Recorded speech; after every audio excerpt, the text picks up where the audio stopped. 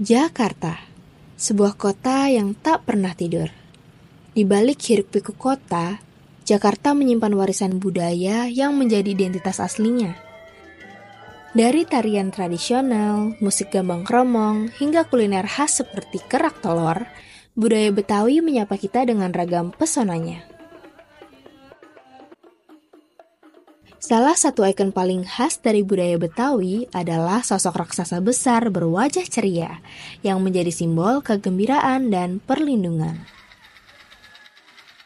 Dari kerangka bambu yang kokoh hingga kain warna-warni yang menjadi jubahnya, setiap detail memiliki makna dan cerita.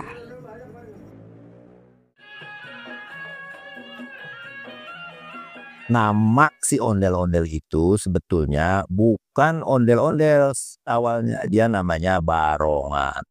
Barongan itu bahasa Betawi klasik arkais yang artinya rombongan atau satu kelompok. Karena memang kesenian ini senantiasa bekerja sama dalam mempertunjukkan keseniannya. Jadi dia berkelompok. Barulah dia menjadi namanya berganti menjadi ondel-ondel itu awal abad 20. Kenapa saya berani mengatakan awal abad 20 tahun 1900-an ya? Karena ada satu buku yang menjelaskan bahwa dari namanya barongan dia kemudian disebut namanya menjadi ondel-ondel. Ondel-ondel itu pun bahasa Betawi arkais yang artinya lincah dan fleksibel gitu ya. Itu saya dapatkan dari informasi buku yang ditulis oleh Olivier Johannes Rapp yang dalam bahasa Indonesia itu artinya buku itu berjudul Kehidupan di Jawa Tempo Dulu. Jadi barulah dia dikenal sebagai nama ondel-ondel pada awal abad 20 tahun 1900. Karena buku itu atau foto-foto yang dia kumpulkan itu ada foto yang menggambarkan tahun 1911 gitu ya, tahun 1912, 13 gitu. Jadi foto-foto sekitar itu yang kemudian dia bisa ditafsirkan sebagai bahwa dia memang sudah dikenal sebagai nama ondel-ondel pada awal abad 20. Nah, dulu banyak orang mengalami wabah penyakit, misalnya penyakit cacar, penyakit mata, mencret, muntaber atau diare. Kekuatan negatif itu harus dilawan oleh kekuatan yang positif. Maka mereka mencari-cari bentuk apa nih? Karena dalam perspektif masyarakat masa lalu itu sesuatu yang jahat itu menyeramkan, menakutkan. Maka dia berpikir apa nih? Ketika dia berpikir tentang gunung, wah gunung oke, besar, satu yang besar, atau lautan yang bergelora itu satu bentuk dari bentuk energi yang harus dikuasai atau ditaklukkan. Maka akhirnya dia sesuatu yang lebih bisa dia praktekkan dalam kesehariannya, maka dia pilihlah satu bentuk boneka besar, boneka raksasa yang memang fungsinya salah satu untuk menjaga kampung dari kemungkinan munculnya wabah penyakit, hama dan segala sesuatu yang kira-kira merugikan masyarakat. Dulu ketika terjadi wabah, maka orang-orang memanggil para aktivis atau praktisi ondel-ondel ini untuk mengusir wabah penyakit. Oleh karena itu buku yang saya sebutkan tadi, buku yang ditulis oleh Olivier Johannes Rapp itu yang berjudul Kehidupan di Jawa Tempo Dulu itu mengatakan dalam bahasa Belanda, ondel-ondel is open om gesteen te verjagen. Jadi sepasang boneka besar yang menghalau wabah penyakit.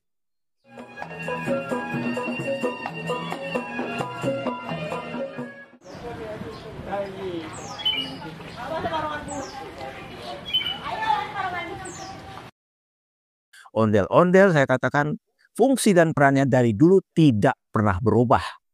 Masyarakatnya dan lingkungan yang berubah yang akhirnya membawa pemahaman masyarakat bahwa si ondel-ondel itu difungsikan hanya sebagai kesenian dekoratif dan hiburan semata.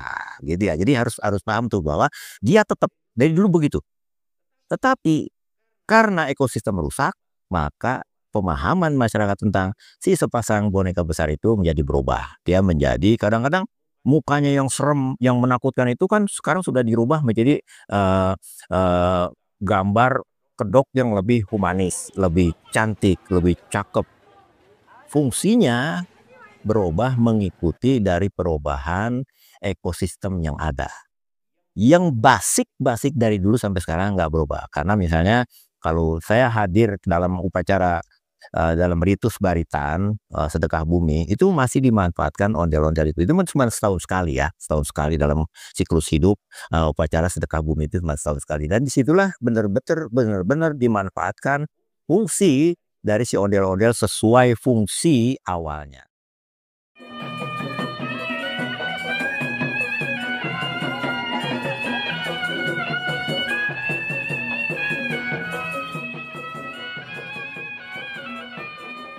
Ya kalau dari pagi kita umumnya kerja jam 8 lah sampai jam 5. Kemungkinan saat ini bisa lah satu selesai. Jadi bisa 2 hari. Kalau rutin ya, kerja rutin gitu kayak orang kerja 2 hari kelar. Tapi kan bertahap. Pertama kita bikin kerangka tubuh. Udah kerangka aman, bikin topeng. Dari apa? Kalau sekarang kan umumnya dari bibat. Dicetak dulu, dicat. Terus baju dijahit, kepala sedikit. Ya kira-kira seminggu atau 2 minggu deh. Baru terjadi tuh. Mulai kayak gini. Yang enak, bikinnya itu dari bambu. Kenapa dari bambu? Sebab kalau dari besi kan berat. Nggak mungkin. Bisa dari besi, dilas, nggak masalah. Tapi bisa dimainin ya. Kan kaku, berat. Dari rotan, bisa bikin dari rotan. Tapi kaku. Tapi kalau dari bambu, dibelah-belah, digoyak-goyak enak lentur gitu. Terus ada lagi ini nih yang pokok nih, kembang-kembangan buat nancepin nih kepala. Itu harus dari jok, bukan keharusan, enaknya. Kenapa? Karena ditancepin kembang-kembangan kagak terlepas. Terus kalau dicabut nggak ada bekasnya. Coba diganti pakai kembang wol, bisa nggak? Bisa. Pakai gabus bisa, tapi kalau pakai kembang wol, benang wol di pasang kembang-kembangan susah terlepas. Apalagi tadi gabus dipasang kembang-kembangan bolong. Jadi yang enak ya dari ini hijau. Bukan harus ya enaknya gitu. Kalau ini kenapa sekarang dari fiber, kalau dulu dari kayu. Nah satu bahannya gampang, kedua enteng, dibikinnya juga gampang, dicetak. Kalau kayu kan diukir, di apa, wah satu sebulan galah. Belum di amplas, dicat segala mah. Kalau nyetaknya ya 5 menit selesai. Mas setelah dicetak, tunggu kering, dicat satu-satu. Nah, mau bikin warna merah, di 20 merah, udah kering bener, baru dilukis. Macem-macem setiap ganti warna itu nunggu kering dulu. Sebab kalau nggak nunggu kering, cat itu jadi satu nyampur warnanya. Jadi nggak ada yang tabu atau gini nggak. Itu enaknya gitu. Terus masalah kembang-kembangan, ya nggak diatur lah. Mau berapa ya terserah. Yang penting enak dilihat aja.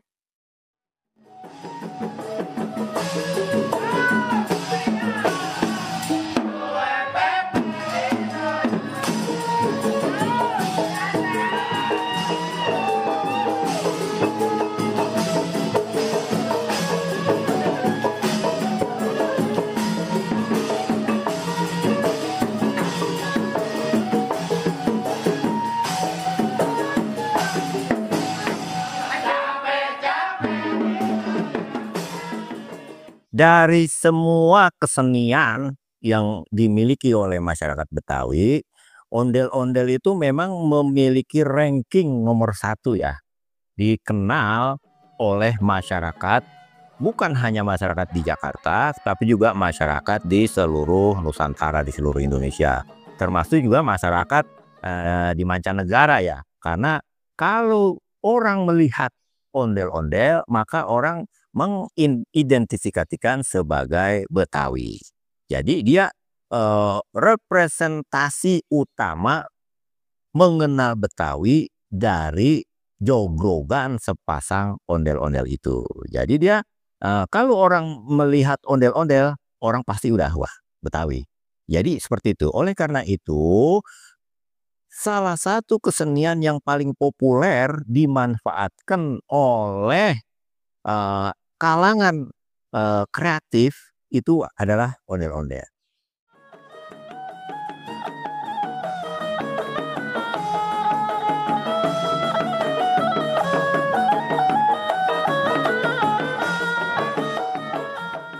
Ya, dari pemerintah itu sudah sangat peduli kepada ondel-ondel.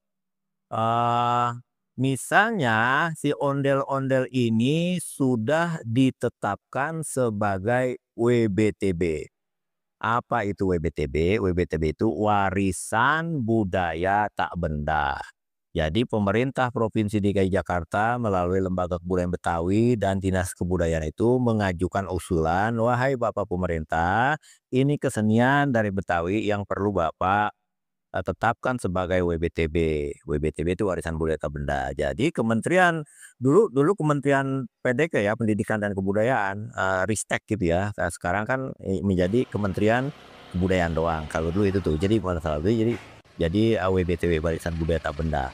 Nah, kemudian kepedulian pemerintah lagi dia mengeluarkan undang-undang pemerintah DKI ya. Pemerintah DKI itu mengeluarkan perda peraturan daerah tentang pelestarian kebudayaan Betawi. Di sana menjadi amanah masyarakat dan pemangku kepentingan pemerintah Provinsi DKI Jakarta diberikan amanah untuk bagaimana memakai, melestarikan, memanfaatkan kesenian ondel-ondel itu ya perdanya. Kemudian ada perda lagi dari perda itu diturunkan dalam keputusan gubernur. Keputusan gubernur itu tentang bagaimana aplikasi penerapan dari si ondel-ondel itu.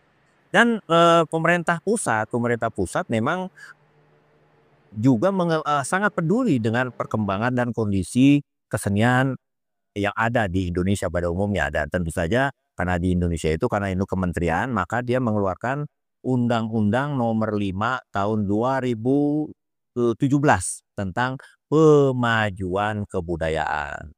Nah, Undang-Undang Pemajuan Kebudayaan ini diterjemahkan oleh setiap provinsi, kota, dan kabupaten menjadi PPKD.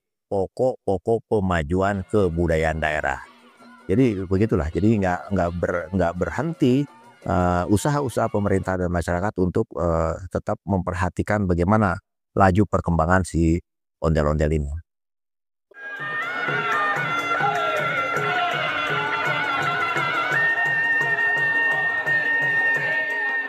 Ya, ondel-ondel itu dibuat ngamen ya sah-sah aja, boleh aja. Yang penting jangan mengganggu ketentraman, kenyamanan, mengganggu keamanan jalan, mengganggu lingkungan. Ya silakan aja, namanya cari duit boleh-boleh aja. Yang penting jangan nyolong. Nah, kalau udah buat onat ya, kurang sakit.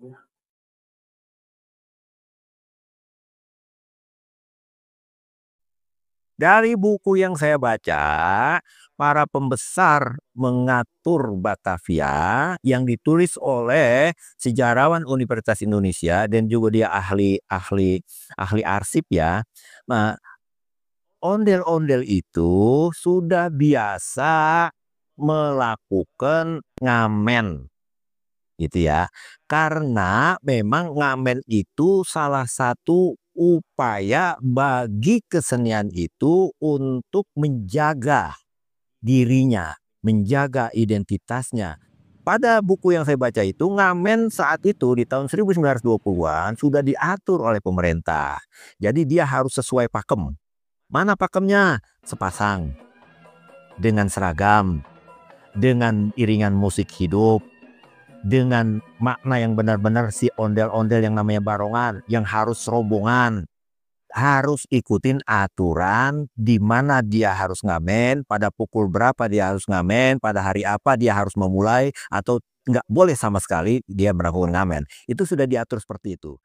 Ondel-ondel yang sekarang itu yang kita lihat ngamen di jalanan itu yang sendiri dengan MP3 gitu dia kemudian itu adalah oknum yang memanfaatkan ondel-ondel tanpa tahu arti, makna, fungsi ondel-ondel. Dia hanya merasakan, "Wah, saya harus survive nih hidup di kota, maka saya manfaatkan ondel-ondel," gitu.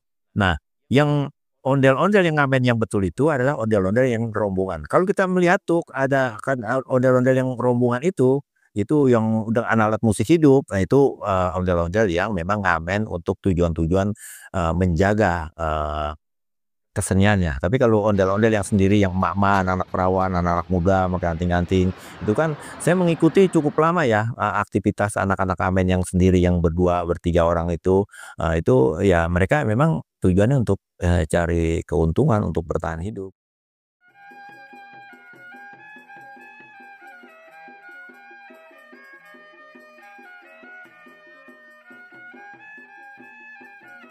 Sebenarnya buat anak-anak muda sekarang, belajarlah. Terutama kalau mau tahu ondel belajar fakta sejarah. Tanya, kalau kita baca buku nggak ketemu, atau kuliah nggak ada. Tanya deh sama orang-orang ini, yang lebih tua tanya, tanya, tanya. Tanya.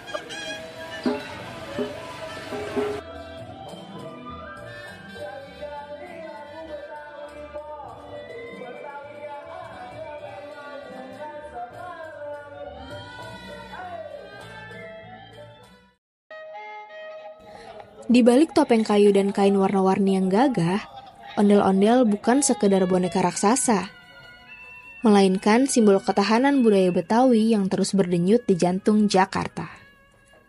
Dari generasi ke generasi, ia menari, menghibur, dan menjaga warisan leluhur, mengajak kita merenungkan akar sejarah dan semangat juang masyarakat Betawi yang tetap teguh di tengah perubahan zaman.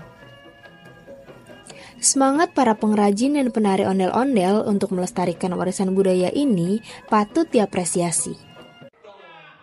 Melalui pertunjukan-pertunjukan dan berbagai upaya pelestarian, mereka berupaya menjaga agar ondel-ondel tetap hidup dan relevan di tengah perubahan zaman.